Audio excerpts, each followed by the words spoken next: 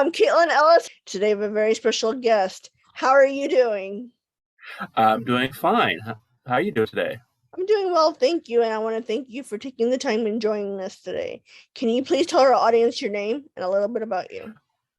My name is Blaine Santos. I am a filmmaker, editor, photographer, videographer, sound guy, writer, director, producer. Well, I got into video production back in 1994. And so I got into doing primarily event videography. And I was doing pretty good there for quite a while. And about 10 years ago, I decided, well, I need to further my education. So I went back to college and I studied digital film and video production. I thought it'd be a lot easier than it actually was because I had so many years of experience and I trained and I've been trained and I had, all this stuff. Sometimes what I was mostly learning was the interface of the equipment for everything else. So after that, I got into films and I've done about a dozen or so productions I've been on. Mostly on other people's productions, I'm the sound guy because nobody else likes doing sound and sound is the Rodney Dangerfield of film production. It gets no respect until post production. Sound is the only people get respect in post production. But if you talk to people, and they'll say sound is the most important thing. I think the visuals are just as good, but I'm just being humble about it. You can watch a film that looks bad and sounds great, and it's no problem. You watch a film that looks great and sounds bad, something annoys you. So I take a lot of pride in my work, and but I also do my own productions. And actually, there's so many occupations out there. What inspired you to get into these specific industries? Star Wars. I'll just keep it simple. Star Wars, George Lucas, that film, I saw that at 4 years old, maybe five, 4 or 5. When the Star Wars Mania came out in 1977, I fell in love with film and I started studying movies. I studied the craft. Um, in 94, just before that, I was in graduating high school in 1991. I'm dating myself here. I'm 49 years old. And I studied a little bit of television production at the local community college. And then I got an interview with a video production company. Now, the reason why I got the interview is because I did a video production for my mom and my tripod broke. And I had to hand hold an hour and a half long play. Anybody who's ever held a camera more than 5 minutes will understand what I went through for an hour and a half. So we looked around for an editor, and we came across a guy who said he would edit it for a reasonable price. I did the interview. The guy liked me, didn't hire me. He went with somebody else. Now he primarily does event videography, like weddings and parties, bar mitzvah, bat mitzvah, so on and so forth. A couple of weeks later, he called me back and said, "You still interested in doing video?" I said, "Yeah, I am." Because he hired like 7 people, and in 2 weeks, 4 of them quit. And after working in video production of event since '94, I can see why they quit. It takes a very special person to work in that type of field. You're dealing with people with a lot of stresses. A wedding. Think about a wedding. You're getting married. You're stressed out. You're going to take it out on your vendors. And the vendors usually get the raw end of the deal. I used to train videographers after I went through my training process. I trained other videographers, and they would burn out within a couple months. It was such a frantic, intense schedule. People thought, "Oh, I'm going to be doing music videos." No, you're going to be sitting at a wedding reception eating the 1500th version of chicken you could think of, being on your edge of your seat, waiting to catch Uncle Joe getting drunk at the bar. You do these. That's what you do. I mean, it's a certain mindset that you have to get into, and it took a lot of training of people to understand that. So when I went to film school, I'm there at film school. They're teaching this stuff, and I'm one of the older students there, probably one of the oldest students they had at that particular time at the school. And I had a lot of experience in event videography, but not films. But some of the stuff they trained us at the school was great. When I got out in the field for working on film sets, I really had a lot to learn. Film is what they teach in school isn't always what they teach what the real life is, and that's what's true with most schools. So, but yeah, that's how I kind of got started with the whole thing. It started by accident. I got turned down, pursued it some more, and continued on. I'm always trying to strive and be better at what I do. I've seen some of your work and you do an amazing job. And I can't wait to see what you do in the future. But actually, can you tell us next for anybody looking to get into either sound or any of these other industries, what advice would you give? Don't, and not because I'm trying to say keep you out of the business. It's you have to commit yourself to this job. It is not a weekend job that you do occasionally. This is something you have to be passionate about from day one. Um, when I do event videography, a lot of guys I worked with were like, "Oh, this is just a job." No, you have to be passionate about it to do a good job. I I'll tell you a sad story. The reason why I'm passionate about my videography of events, especially primarily weddings and parties, bar mitzvahs, funerals. Um, my grandfather was dying of cancer, and he had a good day. And anybody who knows anybody with cancer, a good day is a good day. So all the grandkids at that time and all the other kids, we got together. We took a whole bunch of photos before digital, and then when we got them developed, I wasn't in any of the pictures because I was the one taking the photos. Um, so I felt bad that I wasn't in the pictures, but I took all the pictures. So I kind of had to weigh the pros and cons. So when I do events, I free up Uncle Joe and Aunt Sally, who are usually taking the picture and never in the picture, to be in the picture. Um, so when it comes to film production, you got to have that passion to work in there and work as a group and work in your field. If you're the sound guy, you're the sound guy. I've learned that the hard way. That if I put my 2 bits in any other type of field, especially with a DP, they're going to bite your head off and you're not going to work very much. So you have to work with a group. I played football in high school and in college. I was a defensive lineman. We're part of a unit. No, there is no star on especially on defense. Quarterback could be a star on a football team, but if he doesn't have a good line, he's going to get creamed. So you take that mentality of a group sport and you bring that to film. That's why I don't recommend it, because when you get into it, it's going to get expensive. It's going to take a lot of time, money, and effort. I could tell you stories of how many times I've been injured on set by accidents. Nothing bad, nothing like what happened recently, to Baldwin, but it's more like I have a picture of me with blood trickling down my forehead because a martial artist kicked a gun out of a guy's hand and it went flying on my head as I'm doing the boom in the film. So there are some advantages and disadvantages to working in this field. It can be glamorous, but it's down and gritty.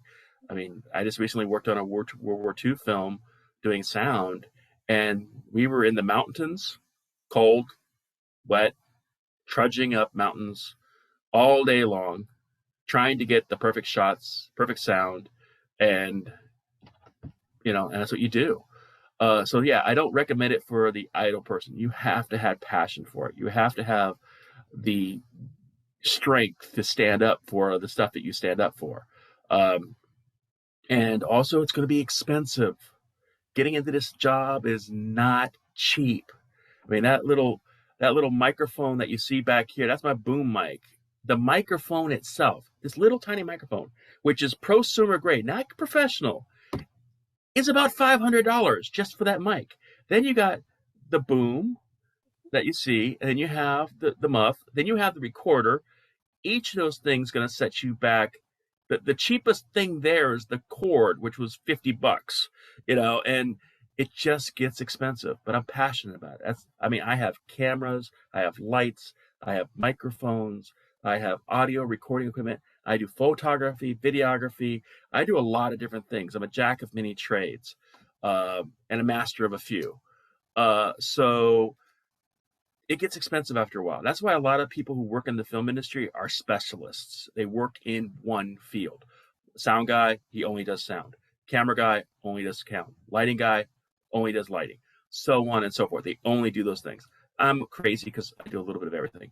But that also comes from my event videography stuff, because sometimes in event videography, I am the only guy there. I am the only person filming the event. So I have to be the lighting guy. I have to be the camera guy. I have to be the sound guy. I have to be the coordinator and the director and all the other jobs you want to think about regarding that stuff. So I had a little bit of learning curve when I worked in the film and expanded out. I'm always willing to work with people and different types of fields, but it's fun. I enjoy what I do. I do it for free, but I got bills to pay.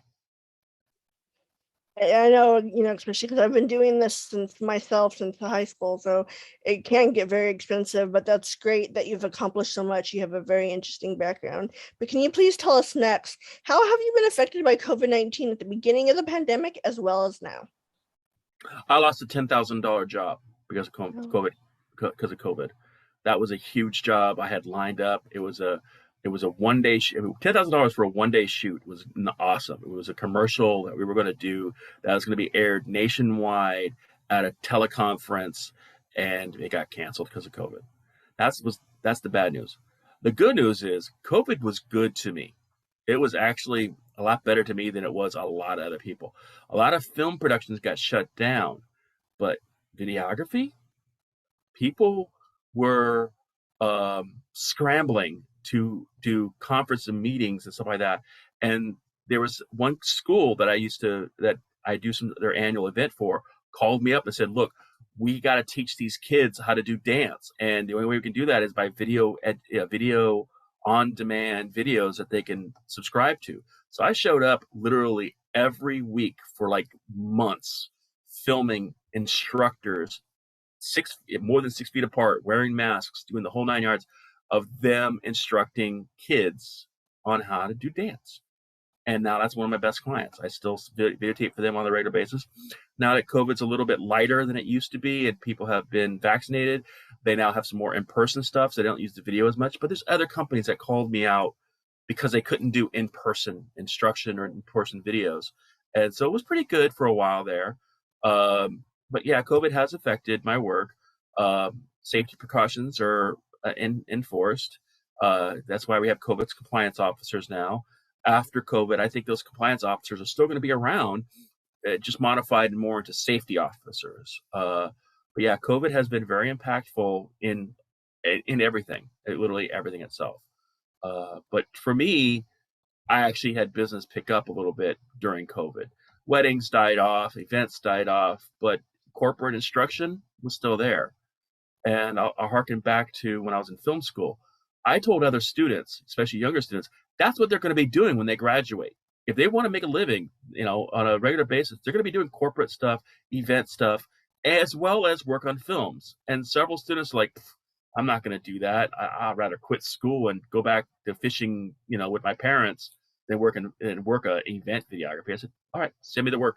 I will do it. So, but there are people who don't do event videography. That don't do those corporate things. They only do film. And I do a little bit of everything. and actually, in lieu of COVID-19, can you please tell our audience what are some of the other things you've been working on? Um, well, because of COVID-19 and a few dozen other things going wrong, I finally finished principal photography for a project called Charlie's Demons. Charlie's Demons is a kind of a thriller public of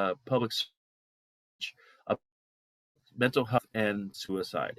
Log line would be Charlie is a man dealing with his past, present, and future demons, and is contemplating suicide as a way out. It took me almost 2 years to film it. We did some principal photography, and then we rescheduled for another day. Then we had fires. Then we had floods. Then we had an actress back out the day before we were supposed to film, and then COVID hit, and then we rescheduled because of COVID. Then somebody got COVID, and I had to change the character and the actor, and so on and so forth. That's how COVID has affected that particular project.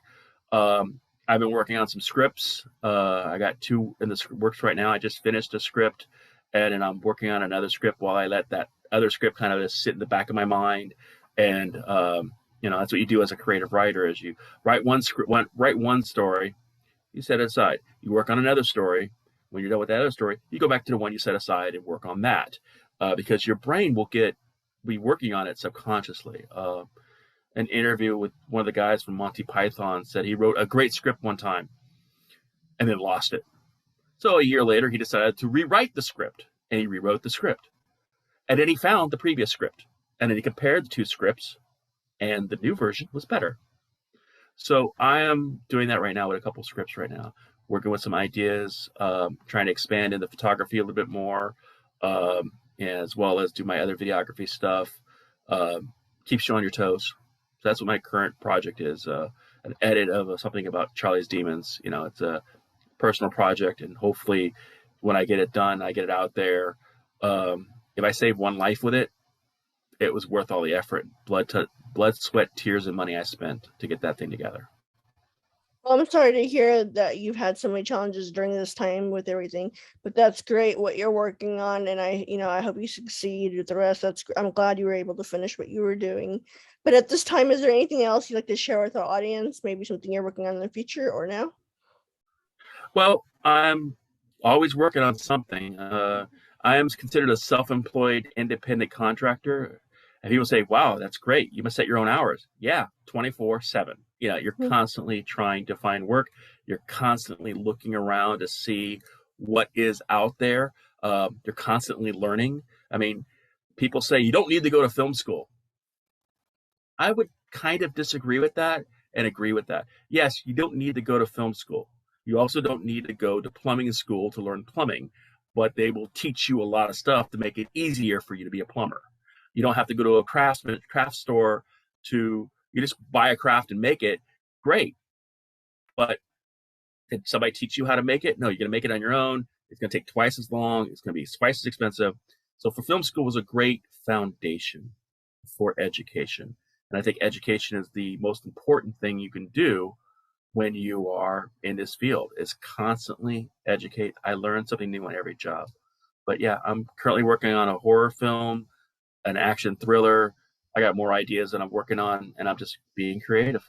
Well, something else that I like to do is I work in the LGBT community, primarily the trans community. I've done a lot of events for the community, video-wise, sometimes for free, sometimes I get paid for it.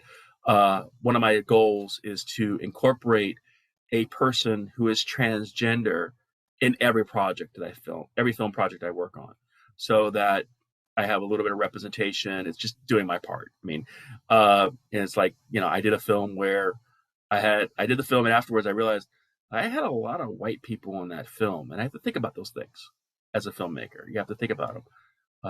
And I talked to a rapper one time, and I'm only saying this because it's relevant. He's black, and when he did his music video, there was a whole bunch of white girls that showed up to be his hot girls in the video.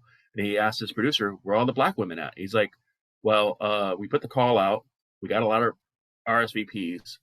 These are the women who showed up. So sometimes working in film is showing up. But I like to do my part is to help to, just cast a trans person in the role, whether the role is trans or non-trans. That's my way of helping. And that's a beautiful concept to, kind of bring something a little different that nobody else does, and kind of bring awareness, in a sense, I guess you would say. So that's great that you do that kind of work. A couple of years ago, I competed in the 48-hour film challenge for Sacramento, the Sacramento Film Festival. I competed the 48-hour challenge 2 years in a row, one during COVID and one not during COVID, one before COVID. The one before COVID, I did a transgender superheroine. So that was a lot of fun. Film that in 48 hours. That's a lot of work. And then the following year, I did a Who's on First one. So, but yeah, I do my little bits.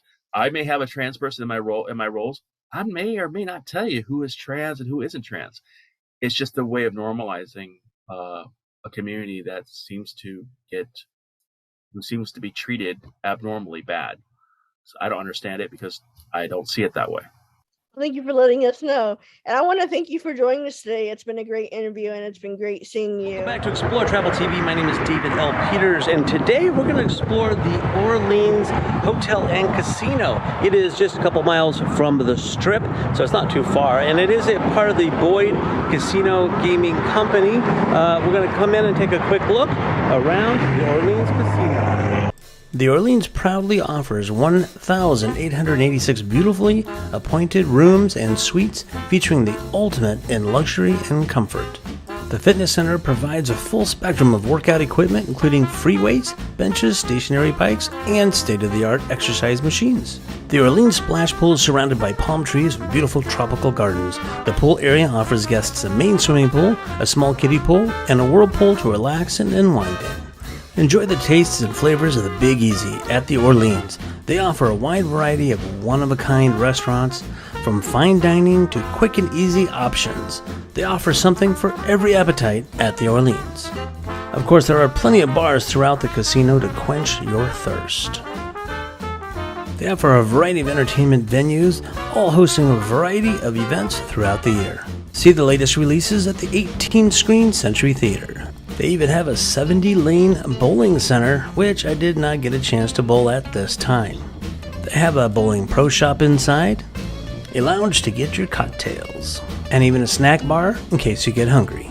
For those who like to be pampered, the Orleans Hotel and Casino offers Spa Orleans and the Orleans Beauty Salon. They have a 60,000 square foot convention, banquet, and meeting complex.